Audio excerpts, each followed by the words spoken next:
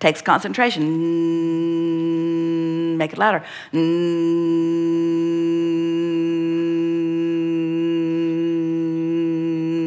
She can't focus upon other things while she's trying to hold that note. Got to think about it.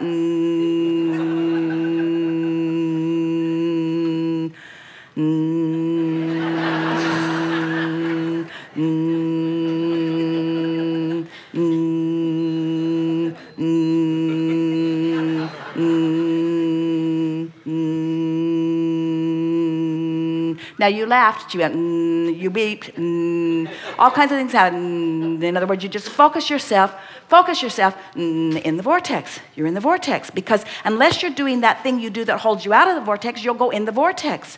You're like the cork that bobs on the surface of the water. If you're holding it under the water, you're not in the vortex. If you let go, you'll go right into vibrational alignment with who you are, you see. So find any reason to get into the vortex, and once you're in the vortex, now here's the trick. Just get in the vortex, and once you're in the vortex, now you can think about your issue. So you're in the vortex, you reintroduce your issue, the vortex spits you right out. Back in the vortex. Now reintroduce the issue, the vortex spits you out.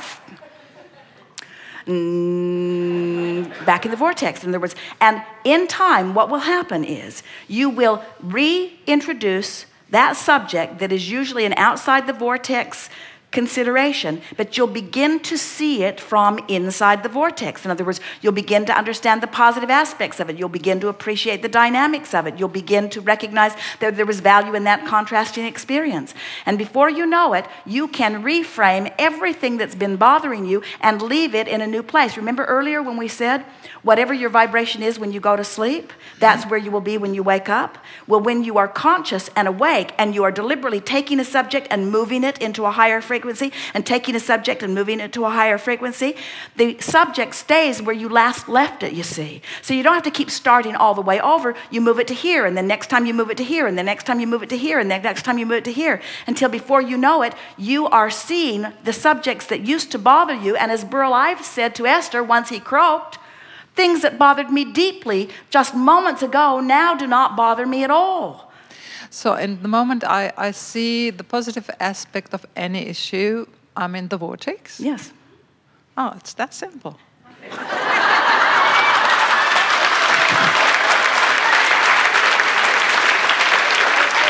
Well, it goes sort of like this. Negative aspect out, negative aspect out, negative aspect out, negative aspect out, until I'm just tired of being out of the vortex. So in the vortex, now you're in the vortex, now you reintroduce it, it spits you out. In other words, but what happens is, in time, the vibration of you, every subject is two subjects. It's like this stick that could vibrate anywhere along it. And what you want is vibrating on one end, and what you don't want is on the other end. And you're just trying to train yourself into the end of the subject stick that feels best to you. And so you could get in the vortex, and from in there, it's unlikely that too much could happen that would spit you out. But you're taking yourself in because you're focused upon one thing, and then a myriad of things could take your focus into another place. You see what we're getting at? In other words, when you are in vibrational alignment with who you really are, it's easier to stay there. But then, because you live in this world where other things are happening, right now, Jerry is getting antsy. He wants us to quit because the recording has been going too long. And the dinger went off for a little while. And so he's introducing these thoughts into the mix. And we are completely ignoring him.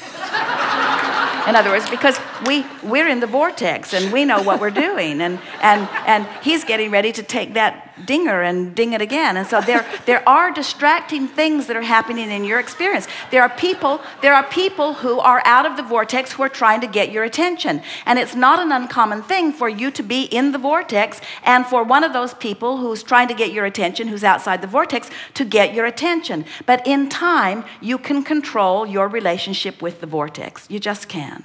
Until in time, you will be you will have trained yourself into more of the positive aspects relative to the subject than the negative aspects. And there will be a sort of tipping point when it is now not something that you have to concentrate on to control. It is your natural behavior.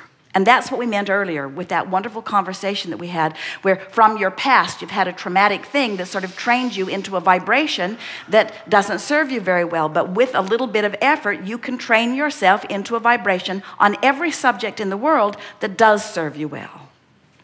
That's what deliberate creating is. You're molding the clay, and you mold it through thought. This is the work. This is the work.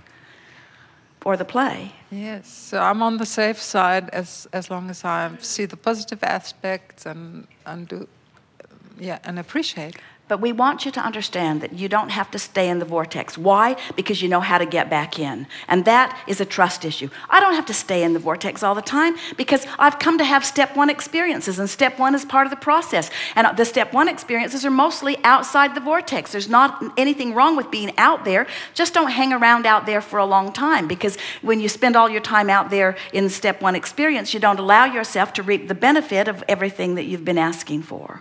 So just don't overthink it, and let yourself be easier about things, and stop fussing and worrying about so many things, and just chill out and try to have more fun and do more things that are in the vortex, like, you see, and trust that you'll always know if you're in or out, and if you're out, you know what to do, and if you're in, you know what to do. In other words, it's not hard. It really is very easy. We know that you can do this. Good time for a segment of refreshment.